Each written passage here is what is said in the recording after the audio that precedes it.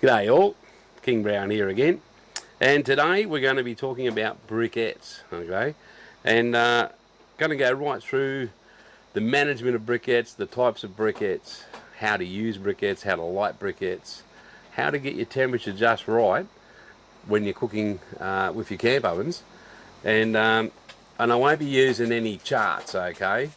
When it comes to the subjects of those heat bead charts, I'm not a fan, to tell you the truth. There is one chart that is pretty good, I know, because it was actually drawn up by a real camp oven cook, a friend of mine by the name of Derek Bullock made it actually, and yeah, Derek done a good job on that chart. If you want to use a chart, I suggest you use that one. I think it's available on his forum and Australian Camp Oven Cooking in Australia, if you want to look that up. Ignore all other charts because they are rubbish. They don't work. They're wrong. They're telling you fibs, and they weren't made by real camp oven people. I'm telling you now. I look at them and I laugh at just how bad they are. So anyway, but I don't need a chart. I can show you how to use a camp oven with briquettes without a chart. Okay, so we'll go through the types of briquettes that I use. All right, so we've got two brands that I use. I really don't use any other brands other than these two brands. And I'll get them up here and show you. Brand one is the yellow bag. You'll see it in Bunnings. Hot Shots. Okay, good Australian company, Hot Shots. And they make and supply a very good product. And you can always buy them in that big green shed with the red hammer on it, and that's why I like to use them, one of the reasons. But I like to use them because of their reliability. They're very, very good, reliable bead. I know a lot of people that use these all the time and don't use anything else because they're good enough to do that with. They're just 100% really, really good product. I guarantee it. But I use these for some of the things I'm doing. Not everything, right? Because there's horses for courses, there always is. I have another brand here, and I've got to be careful because the bag's been opened, as you can see. I just want to show you something here. There's the string, okay? Someone saw me slashing the charcoal bag the other day, and they said, we'll have to teach you how to open a bag, Ronnie. And I laughed because I grew up with a lot of horses and horse food and yeah, opening chaff bags and stuff. I've been doing that since I was 6, so I know how to open a bag with a string. But anyway, I just did that to prove it. But this is the Heat Bead brand. I remember I was using the Heat Bead brand of lumpwood charcoal as well. And this is the blue bag of the Heat Bead brand, because there are actually a number of colours, I believe.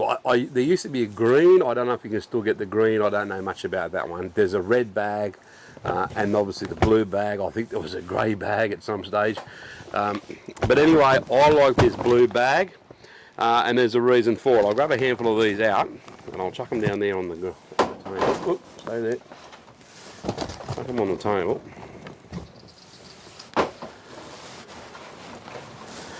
And we'll just make some room up here, I think. Yeah, heat beads, okay?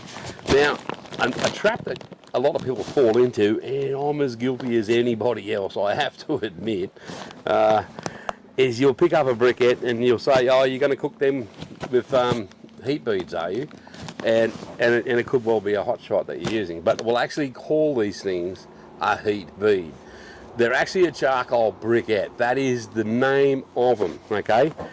A heat bead is the name of a company, all right? They make several products.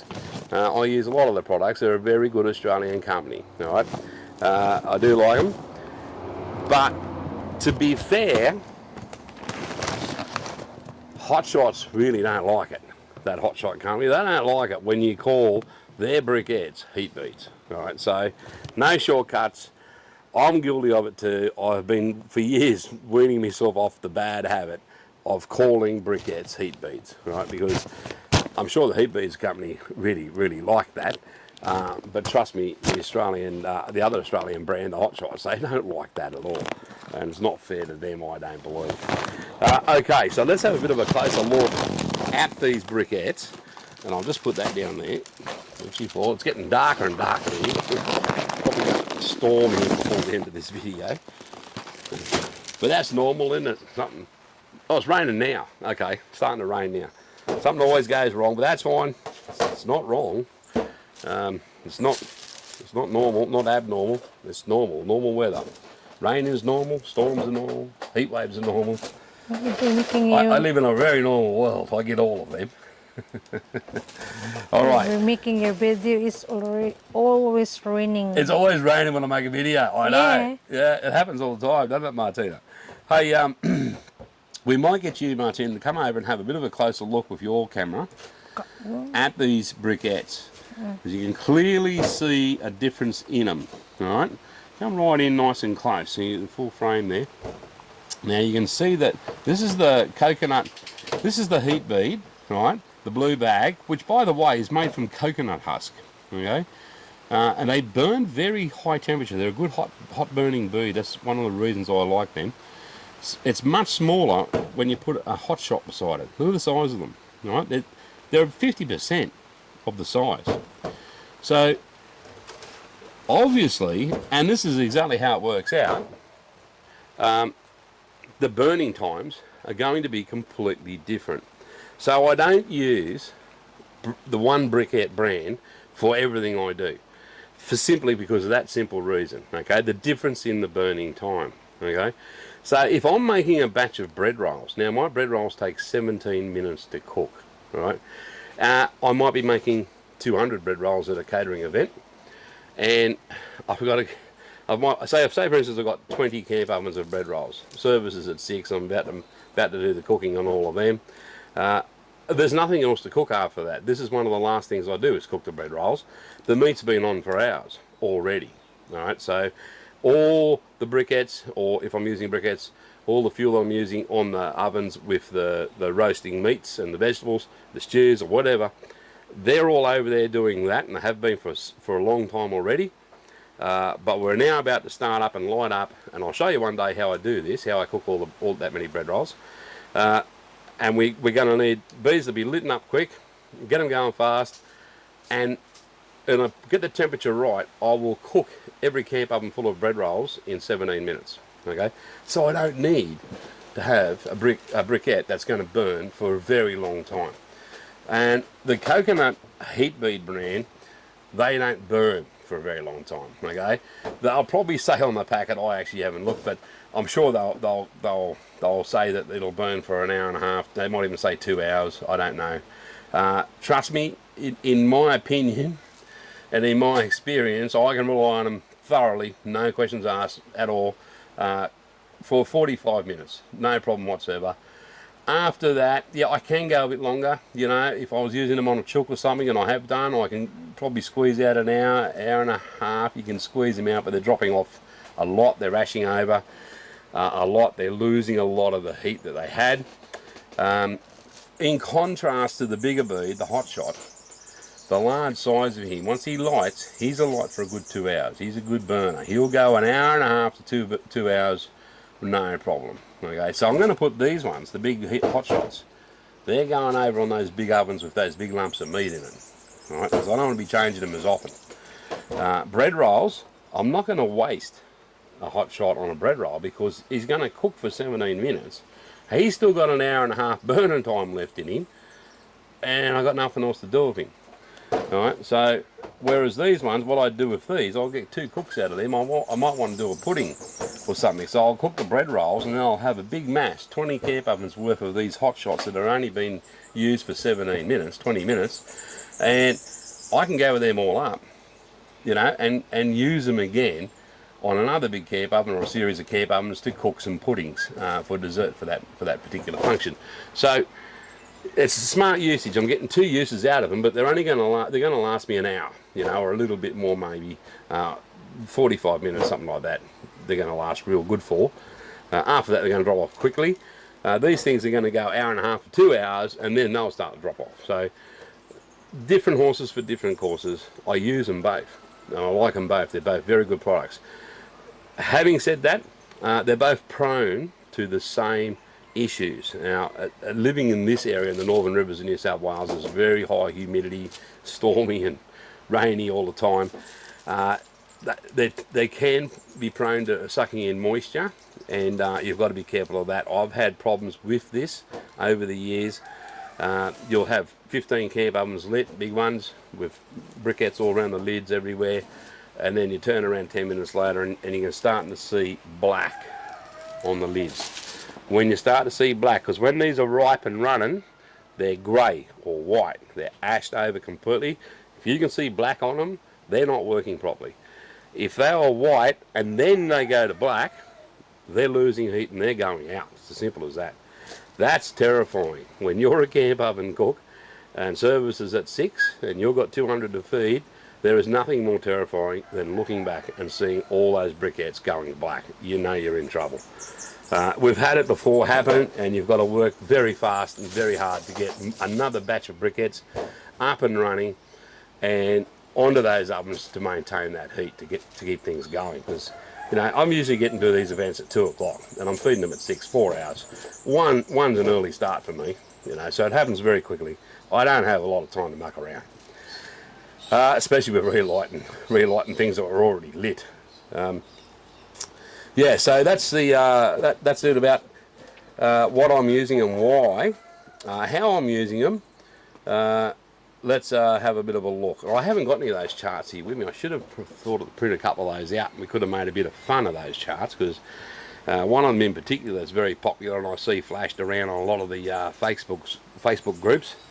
Somebody will ask advice about using briquettes, and all of a sudden there's all these people throwing up this picture of this chart in particular that really annoys me. And I guarantee if you try to follow that, you'll just burn whatever you've put in that camp oven to an absolute crisp. So now what we need to know, we've learnt what type of beads we're using. What we need to know now is, how do we light these briquettes? Okay, how do we light the briquettes? Well, I use, and here's a brand spanking new shiny one here. No, I'm not being subsidised. No sponsorship. I went to Bunnings and they paid me $50 or whatever it was, 45 or something, and I bought it. They used to be 30. It's been a while since I bought one. I hope they've improved them. I used to go through so many of these jugs or chimneys. The terminology, I call them a jug, most people do, but they're heat beads themselves. This is a Heat Beads brand one. They call them a barbecue chimney, okay, and you can buy these at Bunnings as well. And there it is. It's, you know, see-through. It's got a wire cage in there, so you pour your briquettes down in there, and they'll just sit in there. Put a couple in there, just like that. So we fill the whole jug in there. There's a gap, okay. That cage is sitting up there. So we've got a bit of a space, so we can fill that up right to the top. And what we do is we get our little Samba fire lighters, just like that. I've got a couple here already open, and we can just make a little pile of them like that in the ground. There we go. Light them up. Throw the rubbish over there. Do that later. Light up the Sambas. Click. I won't do it right there on my table. And sit your chimney on it and walk away. Oh, that's not going to run down my back, is it? Walk away, and 30 minutes later, after a lot of black smoke, flames will be coming out through the top here, and they should all be ashed over and ready for use. 30-35 minutes, rarely any quicker than that, to get them done properly. And there's no shortcuts. You've got to get them going. That is the best way to do them, is light them in a jug like this. There's no question about that. But doing it just on a flat surface, just with these, is actually not the best way to do it. Right? There's another way that I use that is far more efficient, and I'll just show you what I use. I've got one here somewhere. Here we go. One of these little gadgets here. Can I turn him on? This is called a chimney booster. She's a brand new one too. I actually bought this fairly long time ago, but it's never been used yet. I had a series of these. I probably had 6, 7 or 8 of these. I can't remember. I had a fair lot of them back when I was catering, and we could get an awful lot of briquettes going at the same time. Back the other ones, the original ones, you could also get an electrical 240 volt cord, and it would just plug in and you could flick them on at the wall, so you can run them on power. These ones actually don't have that option anymore. They just run purely on battery, and all it is, I hit that green switch, there's got 4 AA batteries in there. Turn that switch on. What have I done? There it is, that's on. And up here, there's air being forced up. That's all it is, okay? So we'll put our Samba fire lighters just around there like that. Alright, and we'll just turn this off so that we can light them.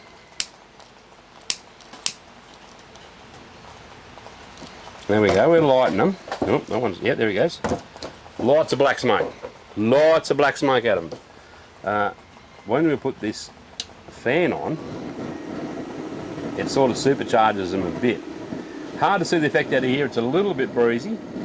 But what we'll do, we'll actually sit this over here.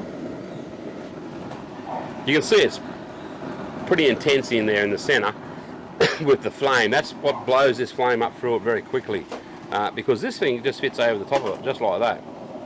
Okay, and gets it going. So what we're going to do, we're going to move this over there where it's a bit safer, I think. I'm only worried about my roof more than anything. I'm under my marquee, and I can just flick them over there. You watch me. What's your beads? Nice big blocks, them ones. Probably don't need that many. Only need normal size. Sure, always put 4. Light them up. Oh, come on. There we go. Get them going. Set the chimney up on top. Hit the switch. See how smoky it is? Very smoky at the start. Give that a few seconds with that blower going, and there'll be hardly any smoke at all. That's a very clean way of getting them to start. The smoke is mostly from the Samba firelighters. It's the Kero in them that makes it very black and smoking.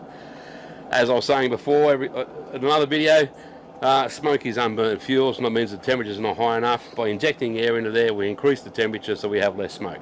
Right? So it's just science. And yeah, so now this particular jug of beads, what do they call them again? This particular chimney, I use the technical word, the chimney of briquettes or beads, that will actually light up now in probably 12 to 15 minutes. It won't be very long at all. Nothing like 30-35 minutes that the other ones were anyway. So if you're really into it, and if you do use your briquettes, it's worthwhile buying them. I can't remember how much they were. I bought this one a couple of years ago actually. It's never been used. I only just got it out of the box. But it is worth it. If this is the way you cook, if you use briquettes, you won't regret getting the chimney booster, because it's far more efficient. There's less smoke, you know, and it just makes common sense. It runs on a couple of 4 AA batteries, easy as. Highly recommend that. All right, so what we're going to do now, we're going to light these up, and I might just go grab a chook and clean up an oven, and we will come back and we'll show you how many briquettes we need to put on top or on the bottom on the bottom of your camp oven to get it up to baking and roasting temperature for a chook. Easy as. No charts involved. All right? There won't be any charts being harmed in the making of the cooking of my chooks. Okay then, we'll be back here very shortly.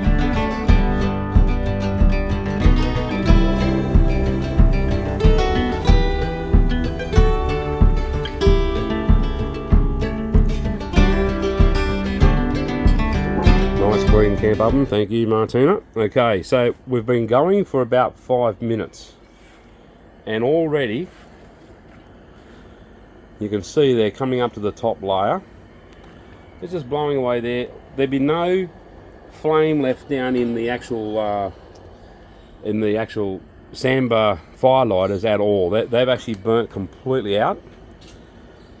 So it's just the lit beads on the bottom is producing the flame that the air is carrying up through the chimney and lighting the layers of beads as it goes up the chimney. And it's on the last layer now.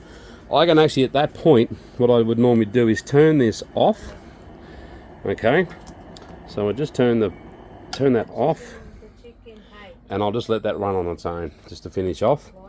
I'm not quite ready for him just yet, so I'm going to take him off that because I don't want to overheat that and burn it out. That's what used to happen with the old ones. I don't know if this one's the same, but I'm not going to take any chances with him. I'm going to clean him off straight away. Alright, clean that debris off. And I'll just leave him over there. I'm just going to let that cool down. I can pick that up now and remove it from there. And yeah, I'll just sit him down here somewhere. Out of my road for a minute. That's still very hot up on top there, so put it somewhere where no one's going to get burnt. And we'll just leave that there to go and mature. Once these top ones ash over and turn white, you can see the white coming on them. I'll get one out. You can see how it's going white there. Well, we need the whole briquette to look like that. We don't want to have any black on them. So a couple more minutes and they're ready to cook with. We've got a bit of work to do here in prep, so they'll definitely be ready to use by the time we finish with that. Okay, we're chasing the weather here a little bit. I can hear it starting to sprinkle again, and we're running out of daylight too. And plus we're hungry. We want our dinner, so we're going to now show you how to use those lit briquettes. We've got a jug over there that's beautifully ashed over. Okay, just stop. Just go and film that for a little bit because it's beautifully ashed over right now. I want to get it whilst like that before it gets too far gone. Get a nice close up of that for 30 seconds or more.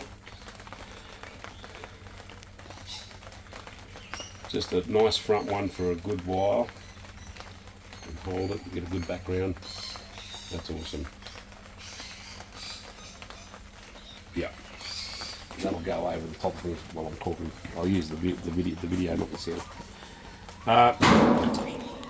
We've got everything ready to go. The heat feeds in particular, they're all lit. They're ashed over beautifully. We're using the hot shots because it's going to be cooking for an hour and a half, more than likely. And I'm just going to cook a chook for dinner. That's all, me and Martina. But we're going to spice it up a little bit. I'm going to make a little fruity stuffing because Martina's going to cook some lovely jasmine rice later. And so we're going to have a sweetish sort of a stuffing. We're just going to make stuffing out of some chopped up apricots, dried apricots of course. I've got some pineapple pieces that are going to go into it. And a splash of Staines green ginger wine. Because why not? And that's pretty much it. Now, because it's going to be a nice sweet fruity chicken and we're going to be eating it with rice, to me that's screaming out that we should have a little bit of chilli. What are you laughing about? Hey? I'm getting laughed at here, I don't know why. Why? I just went. Alright. Can we continue the video now? Oh, yeah. You ready? Okay. Sorry about that, folks. It's hard to get good help. Oh yeah, we're going to have it with rice, and we're going to have. I'm going to have. I'll put a sprinkle of this on top of the chook. It's one of my very favourite ones. Darling Downs Dust. Now it's made by Smokehouse. We should like that on US. the Sudah nih Yeah, like that. I'll show you that. Yeah, it's made by Darling. The company's called Darling Fresh Darling Smokehouse Down. or something like that. I think I'll put the interlink. What do you call it? The website. I'll put all that up here, so wherever it goes on the screen. I'll do that later, so you can know where to find this stuff. But it's very nice. I like it. And I love his sauces. Are really good. No affiliation, by the way. I'm not getting paid for this. It's not cash for comment. Because he's got a few different sauces. I love this one. It's fairly spicy. And I haven't got my glasses on, so I can't read it. But I think it's got the green label one. It's the one that's got lime in it, I think. Show me. Habaneros. Yeah, what's that say, Martina? Can you read that? I don't even know where my glasses are. Here. Hang on, we'll get an expert that can read. Oh, here I have in my pocket. With green apples and smoked Habanero. Oh yeah. Green apple and smoked habanero. I thought there was a bit of lime in there or something. It's not. Green apple and smoked habanero, okay. It's bloody delicious anyway. Smoked chili, tomatoes, onion and garlic. There you go. Delicious. And it'll go really good with this type of dish, like a Swedish chicken and rice. It's just going to be bloody awesome. I can't wait. Alright, we'll just quickly chop a few of these little buggers up. And I probably should have done this an hour or two ago and had them soaking in that green ginger wine. I really should have. Time just got away. And I'm not going to need a lot.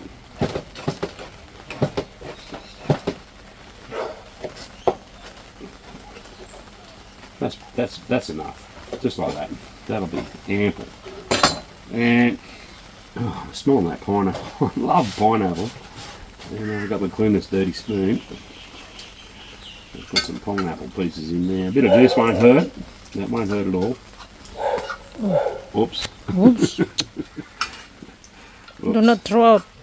But don't throw it out. Yeah, don't wasting. Don't waste it. I ate it. Bloody hopeless. Yeah, that looks great. And I'll just splash a bit of that in there just to get that little more of a gingery flavour in there. Oops. Nice. That's all we need. Ideally, I should have had that marinating for a while. And but those apricots will absorb, those dried apricots will absorb that juice in there. I don't have time. I'm going to have to get this all happening. Alright, so we'll just clear off the decks here a little bit and make some room. I'm going to put this. Martina, can you just put them over there? You can stop filming for a second. Hey, what a schmozzle that was. Nothing actually happened. There's no disasters. What a run around. Okay, we've got the chook out, ready to go. I just need to pat him dry skin, get rid of all that juice. My hands are clean, I have washed them. When? Yesterday? No, not yesterday. I washed them yesterday too, and today.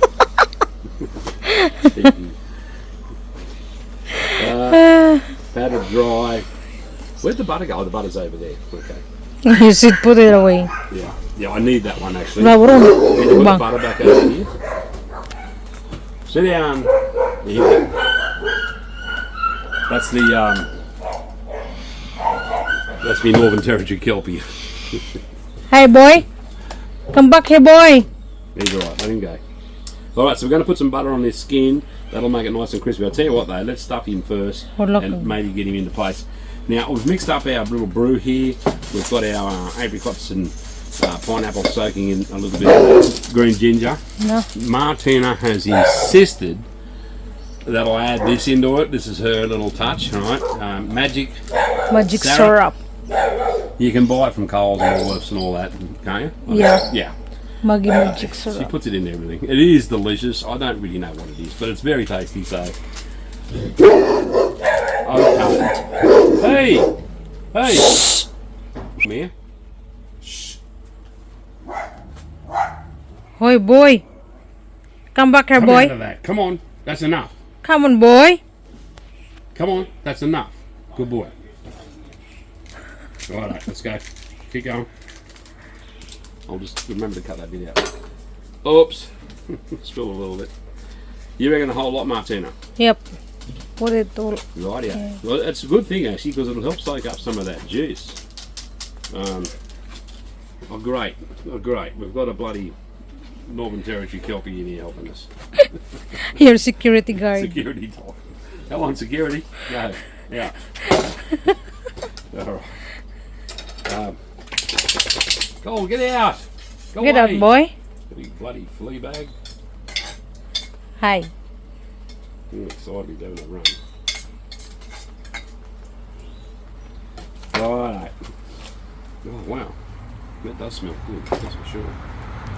I'm going to put that in there by hand and load him up. Geez, I could drink that juice. Put it inside. I will. Yeah. Absolutely, I will be. And next time we can buy. I'll put it inside in a minute. What are you Yeah. going to say? Next time what? Next time we can buy some shallot and then we can. Oh, I know, Another but one. that's not this time. No, we don't need it for this recipe. All right, I'm going to put a camp oven up there now. I've got one here. I prepared earlier. It's just been cleaned, lightly oiled, wiped with paper towel. So there's nothing in there. Don't need anything else in there. Very shiny. Very shiny, well used. And I'm just going to wipe my hands, and I've got some butter. Real butter, none of that crap margarine stuff in my camp. That stuff is poisonous and not edible. Well, you don't have brush or? I don't need a brush. No, I just use a bit of paper towel. That's how I do it with the butter. Now, the old-fashioned way is you put your fingers under the skin there and you actually push the butter up under there. And I've done that many times. It's very nice.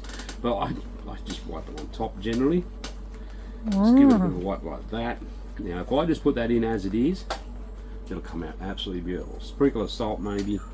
But what I'm actually going to do, I'm actually going to give it a little light dusting of my Darling Downs dust here. And just a light. I don't want overpowering everything else. That'll just give it a little kick on the top. And we're ready to go in. So I'll just pour that juice in, and hopefully it'll stay Not everything.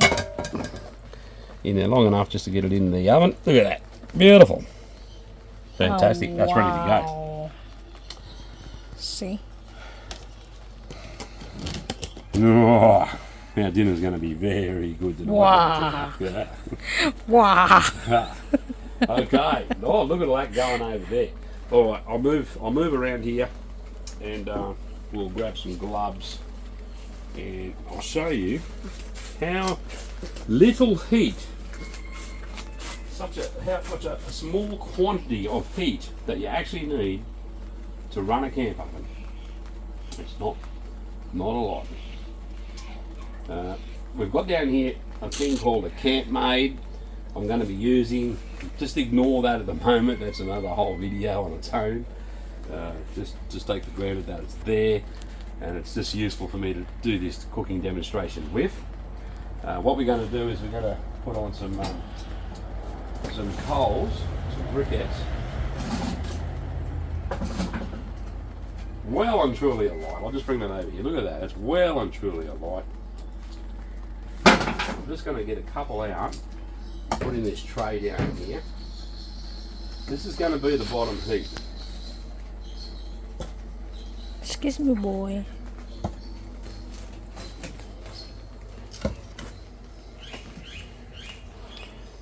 Little bit of black there, but that's fine. Look, they're 90% ashed over. They're cooking through quite nicely. Wouldn't surprise me if I had trouble with this batch. I mean, they've been in an open bag under a house for a very long time, a couple of years. What are there? 2, 4, 6, 7. There's 7 there. That's a fair bit of heat. Put the Really one need any eat. more than that. So Eat. we want to put this heat. We want to have our camp oven about 2 inches above the heat. You don't want to just sit them on briquettes. You can, but you're only smothering them, so why waste your money like that? If you can give them 2 inches of air they're going to breathe. They're going to burn more evenly. You're going to heat your pot a lot better because the air will flow out and around the sides of the pot. Just a much better way of doing it. We're going to put them down. This little thing is good for that because I'm going to actually adjust the height. So that just clips under there. You can see now that those briquettes are going to be about 2 inches underneath my camp oven because it just sits right there on top of this there like that. So we'll get him over here. I've left the lid way over there. I'll sit our camp oven right there, just like that, and that'll be enough to get that heat going down there. I'll grab the lid. I'm going to find my lid lifter. There it is. And I'll show you how to get the perfect heat on the lid for camping. Perfect lid heat for roasting and baking because it's about the same temperature. Okay. Put them on there. I can just spill these on there and move them around.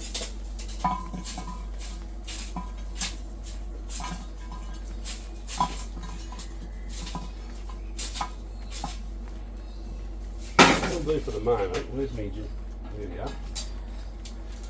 Well, bit of a disaster there, technical failure with the camera, but that's all right, we got it going again. Where was I? We've just tipped some briquettes onto this lid, and I'm not going to use any magic formulas, no mathematics involved. I'm actually just going to use a system that I've used for a long time to get the right amount of heat into these briquettes. A couple of these are looking a little bit sad. See how it's going black there? It's been on that that's been sitting on that oven lid for 5 minutes, and it shouldn't be looking black like that. It should be well and truly a light right across. So I'm not happy with that. He's going back in. He's going back in. Yeah, we just had to abandon ship for a couple of minutes while I sorted out the camera. There's some nice hot ones here. I hope I've got enough. Yeah, I'll get it. Is that the same as charcoal stone or not? Is it the same as charcoal? Yeah. It sort of is. It's they make it up. I'm not quite sure what they make it out of. There's a lot of ingredients in it. I don't really know what it's made from, but it's a compressed form of fuel that works similar to charcoal. It's just in a convenient shape and package. I guess. So, I'm just wondering because why it looks like that. Yeah, why they look like that? Yeah. Well, I'm guessing it's got charcoal in it. I'm sure it'll be charcoal and some other ingredients to hold it together Right. to make a briquette. Now that's basically my pattern there. This one here looks a bit sad. If they look a bit sad, you can put them back in there. They will fire up a bit unless they're completely stuffed. And then you need to turn on. Yeah, the chimney draws air through them very efficiently, so it's a good way of getting them going. There's a couple of sad ones there, but that's all right. I'm barely going to have enough to do what I want to do. One there. Oh, come here. There he goes. And one there.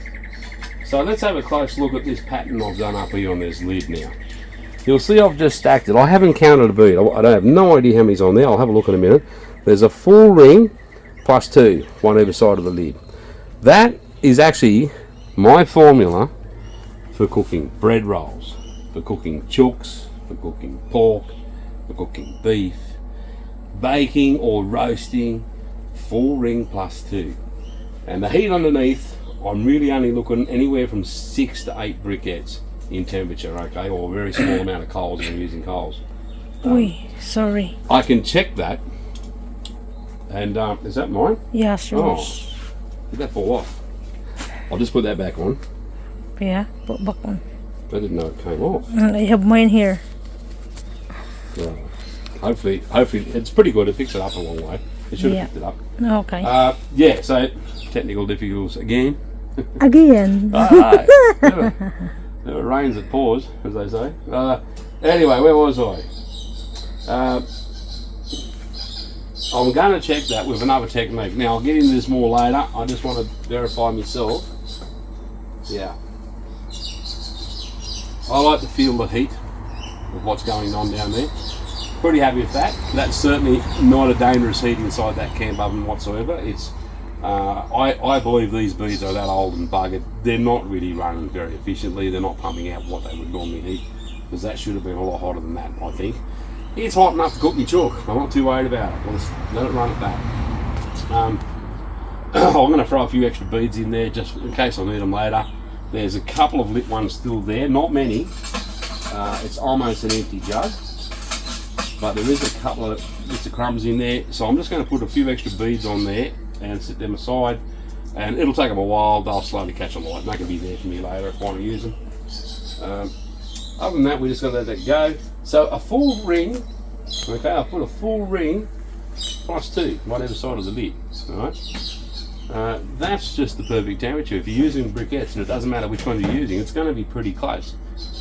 It'll get you so close to the right starting. You can adjust it yourself after that. I can guarantee you probably won't be taking anything off, right? You won't be using anything less than that. If anything, you can make it a little bit hotter if you might want to speed things up or add a bit of colour. But that's just it. You don't need a chart. Full ring plus 2 on the side of the lid. The very smaller ovens, the real smaller ones, just the full ring's enough. You don't need to come over the handle. This is just a standard 9-quart, which is about 12-inch in Australian. 9-quart Chinese made camping store bought camp oven that most of you guys have got access to. Most common oven sold, most common oven used, I guess, in Australia. And that's how you set it up, just like that. You don't really need all this other charts and mathematics and stuff like that, okay? Alright, we're going to go and let that go for a little while. We'll give it an hour, then we'll take the lid off and we'll have a look and see how we're looking, and we'll go get some rice going. It might be time for a little drink too. What do you reckon, Martin? Beer o'clock? I love beer o'clock. What time is it? It's beer o'clock, that is the time.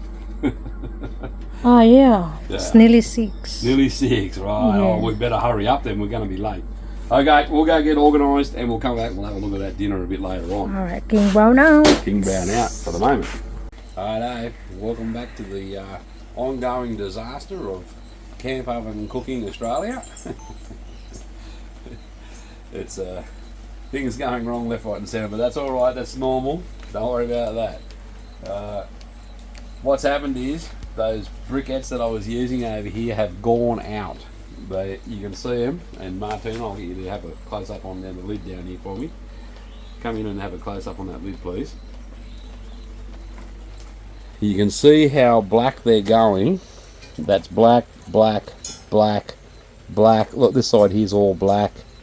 They're black. That's going black. I've only got a couple of actual briquettes that are running. If I test the heat with my hand, 1, 2, 3, 4, 5, 6, 7, 8. I can hold my hand there all day. In camp oven temperatures, what we call that is not bloody hot enough. Okay.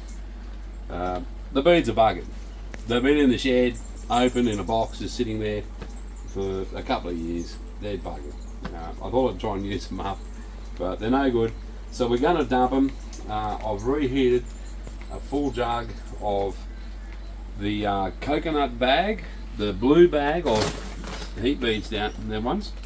I've reheated a full jug of those because I've only just bought that bag a couple of days ago, and I know it's fresh. They're up here running hot, so we're going to replace them. It's probably hot enough to cook. It's probably got a bit of steam happening in this camp oven, but it's steaming more than anything else. It's very, very low temperature, and we're going to replace them. So easily done. The Kingbrown lid lifter, can't do about it. Have a look at this. How good is this for managing a lid full of coals? Can you open it, please? Oh, have a look. Yeah, I just flick him out of the road like that, slip him under. Right, he just sits there on top of the lid just like that. Get a grip. I've got full control of that lid now. Lift him up. Oh. See, we're getting a little bit of heat there, a little bit of colour, but the ones underneath are no good either. They're barely working underneath. So I'm going to replace the whole lot. Easily done. They can just go over here onto the fireplace. Take them off. just like that. Lid back on. We'll pour a few of these nice hot ones here. And How about under? yeah, I'm going to replace the ones under as well. We'll put a heap up there, and I'll just get these ones out. Yeah, they're all black. They're hardly working at all. Put them in there. They'll burn up fine in there. This is metal, and it's very, very hot to touch, obviously. So I can, you can see how good those gloves are of mine, the Kingbrown gloves. They're doing their job. I'm just sitting there, and we'll load him up. Load him up with some fresh ones. Got my safety boots on down here. Don't know if you can see that. Pair of thongs. And we'll get a bit of heat cracking in it.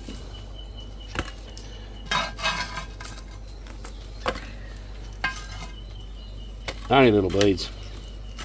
That's a fair bit of heat now. I want to get things moving along. We want dinner. We're getting hungry. And we'll just slip him under there. Lift him right back up high. Right, that should get going shortly. We'll space these ones back out. Put them around the lid the exact same way.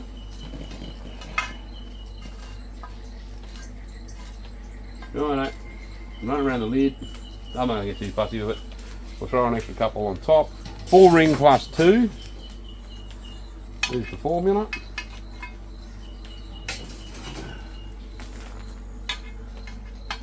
That's a good starting point, and we're going to throw an extra couple. I can throw an extra couple on there because I want to get things cranking. It's not going to worry me to have an extra couple going there, that's for sure. It's nearly 7. An extra couple going on there. Righto. I can feel the heat coming up there now. That's a whole different kettle of fish. Let's just check in with the Kingbrown temperature gauge. 1, 2, 3. Yeah. 1, 2, 3. I don't want to leave my hand any longer than that. I'm going to do a video on all this one day on how I do this perfectly and get it exact. I can get very precise temperatures in camp ovens by using my hand. That temperature, before I could hold my hand there for a fair while because it just wasn't hot enough to make it pull away. That temperature is called not bloody hot enough. But that temperature I just did there, that's called just bloody right. Okay. And if I happen to go 1, 2, and I can't hold my hand there, well, that's called too bloody hot. Right? So that's the 3 temperatures you need to know in camp ovens. Not bloody hot enough, just bloody right, and too bloody hot. That's all you need to know. They've been running hotter. It's been a little while. We need to check and take its temperature. Have I got a temperature gauge yet? Where did you put it? Oh, Right there. okay. There it should be. Let's get the lid off and have a look at him. Right. Hopefully you've got some nice colour there now. I'll just sit that lid up there on the road. Wow. Oh, look at that. Lovely colour there. That's nice. Yeah, bubbling from underneath. So that's all working nicely. So what the... Put that right did you in the put middle there. We want to hit 75 degrees C here. Ah, We're nowhere near it. 587. We're nowhere near it. 585. Yeah, that's about it. 58. It's nearly which is- cooked. no, oh, it's getting there, but 62, 61. Yeah. All right, a bit longer. 15, 20. Let nature take its course. I might just rotate that lid because it's fairly hot on one side. I might just remove some of those coals. Yeah. And just move them across to the other side. And that's fine. I'm not going to add any more coals or anything. I'm not going to change anything. It's just cooking along there nicely. Just a little bit more time. That's all it is. Time to get that temperature to go right through the meat, and then we'll be ready for our dinner. Alright. So I've got time for one more beer. Oh, that's good. Okay. Can I have some more, please? Have you finished yours? Oh, yeah. Oh, okay.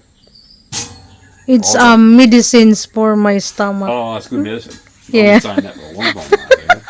Yeah. Good medicine. It's a good medicines. So, Alright. okay, we'll go get that beers all going. Alright, Kingbrown out. Well, we've hit our mark on the temperature, well and truly. So we'll get that out now. I'm just going to lift him up with the magic Kingbrown camp oven lid lifter. Sit him up on the table there, and we'll get the lid off and have a look at it. I've checked the temperature already. Yeah, look at that, beautiful. And she's ready to go, and we're just going to lift him out now. Oh, smells so good, which is easier said than done usually. So let's get this chicken out. What we put in it: pineapple, apricot, And Stone's Green Ginger wine. That's what's in it. I just wanted a shovel here, a spatula thing underneath it. It's going to want to fall to bits because of how tender and juicy it is. I'll try and get it out in one hit. There we come. I'm getting tangled up a bit. I've lost a wing. It's alright. I lost both the wings, are just fallen off under their own weight. Let's get them out separate. Oh, that juice smells pretty good too. That's alright, I can move that out of my road. And finish with all of this. I'll just move this back in the room. How good does that look?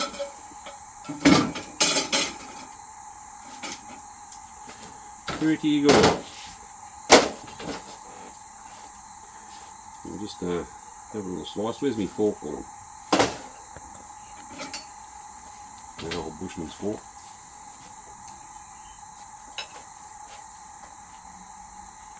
Yeah, beautiful.